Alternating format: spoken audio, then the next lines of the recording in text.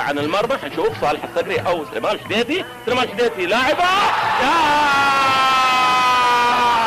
الهدف الثاني سليمان الحديثي، ومن كرة ثابتة يلعب كرة على يمين حارس مرمى الاهلي البحريني، والهدف الاتحادي الثاني.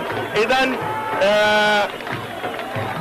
الهدف الثاني سجل عن طريق سليمان الحديثي اللي واضح معاك في الشاشه، والثانيه من ايضا النجم الدولي صالح الصقري، وايضا تهنئه خاصه لحمزه ادريس بهذا الهدف. وهذه الاعاده، شوف براعه، ويعني براعه التسديد من سليمان الحديثي.